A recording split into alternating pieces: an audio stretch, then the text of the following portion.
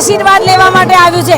જો કે ખાસ સમગ્ર ગુજરાતીઓ જાણે છે જ્યારે માને સૌથી વિશ્વનું મોટામાં મોટું શ્રીયંત્ર અર્પણ કરવામાં આવ્યું હતું એ જ આ ગ્રુપ છે।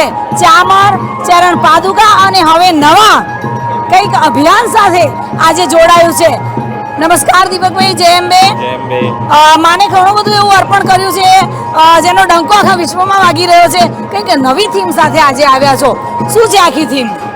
થીમની જો વાત કરીએ તો દર વર્ષે જગદંબા જ કંઈક નવું કરાવે છે। આ વખતે પણ નવું કરાવ્યું છે। નવાની અંદર એવું છે કે શ્રી યંત્રાણવ તંત્રમ કરીને એક શ્રી યંત્રની ગૂઢ માહિતીઓ કે જે શ્રી યંત્રની અંદર એવી ગૂઢ તંત્ર કે જે કહી શકાય મંત્ર કે કહી શકાય યંત્ર, તો 3 વસ્તુ છે। તો એના કહેવાય કે જે સચોટ કે જે માચોત દેવી છે, તો દેવીઓની કઈ કઈ દેવીઓ છે, દેવીઓનું જે કાર્ય છે એ શું છે, તો એવું જે ગૂઢ રહસ્યો છે એને સિમ્પલ ગુજરાતી ભાષામાં એક પુસ્તક લખ્યું છે અને એનું આજે અમે અહીંયા જગદંબાના દરબારમાં વિમોચન કર્યું છે, જેનું નામ છે શ્રી યંત્રાણવ તંત્રમ।